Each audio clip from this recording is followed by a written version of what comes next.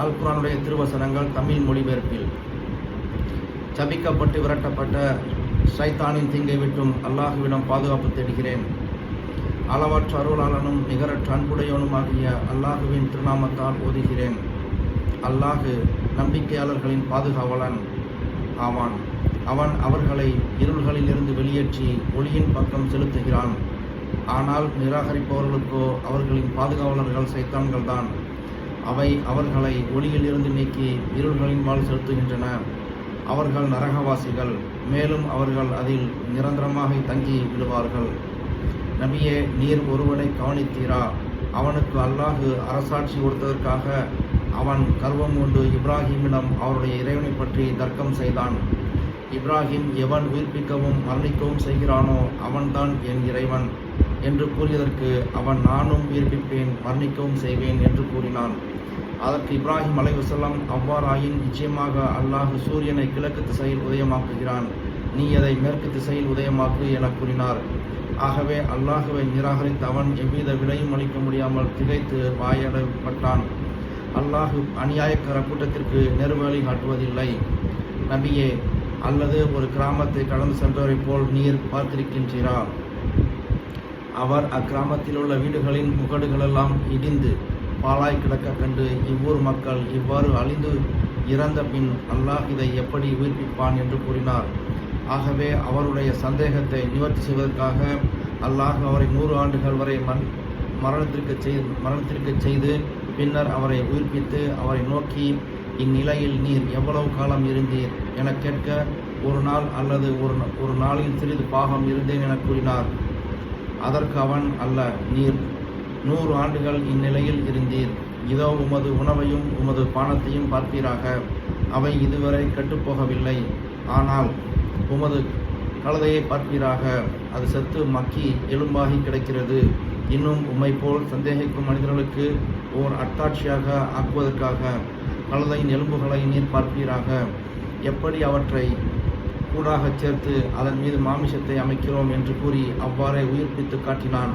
இவை அனைத்தும் அவர் முன் தெளிவாக நடைபெற்ற போது நிச்சயமாக அல்லாஹு அனைத்தின் மீதும் மிக பேராற்றலுடையவன் என்பதை நான் உறுதியாக அறிந்து கொண்டேன் என்று அவர் கூறினார். இப்ராஹிம் இறைவனை நோக்கி, என் இறைவனே, இறந்தவர்களை நீர் எப்படி உயிர்ப்பிக்கிறாய்? அதை நீ எனக்கு காண்பி என கூறிய போது அவன், இதை நீர் நம்பவில்லையா என கேட்டான்.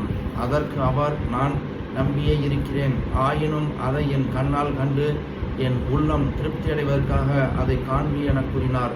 அதற்கு அவன், 4 பறவைகளை பிடித்து நீர் அவற்றை பழக்கி பின்னர் அவற்றை துண்டு துண்டாக ஆக்கி அவற்றில் ஒவ்வொரு பாகத்தை ஒவ்வொரு மலையின் மீதும் வைத்துவிட்டு நடுவில் இருந்து கொண்டு அவற்றை நீர் கூப்பிடுவீராக.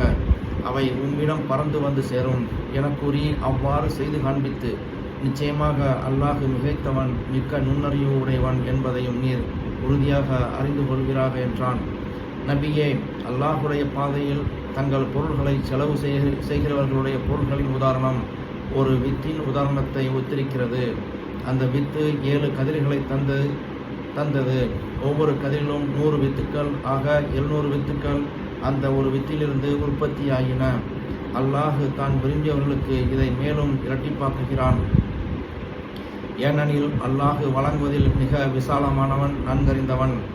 எவர்கள் தங்கள் பொருள்களை அல்லாஹுடைய பாதையில் செலவு செய்து அப்பொருளை வாங்கியவனுக்கு தாங்கள் அதை கொடுத்ததற்காக இகழ்ச்சியையும் துன்பத்தையும் அதனோடு சேர்க்கவில்லையோ அவர்களுக்குரிய கூலி அவர்களின் இறைவனிடம் அவர்களுக்கு உண்டு.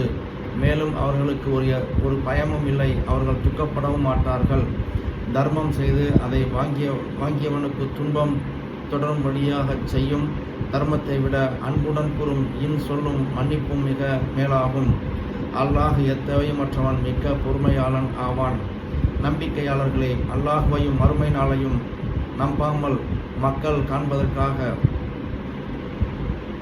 தன் பொருளை செலவு செய்து வீணாக்குவனைப் போல நீங்களும் மனமு வந்து வழங்கும் உங்கள் தர்மங்களை பெற்றவனுக்கு முன்னும் பின்னும் சொல்லி காண்பிப்பதாலும் துன்புறுத்துவதாலும் அதன் பலனை பாழாக்கி விடாதீர்கள். இவனின் உதாரணம் ஒரு வழுக்கை பாறையை ஒத்திருக்கிறது. அதன் மீது மண் படிந்தது, எனினும் ஒரு பெரும் மழை பொழிந்து அதை கழுவி வெறும் பறையாக்கிவிட்டது.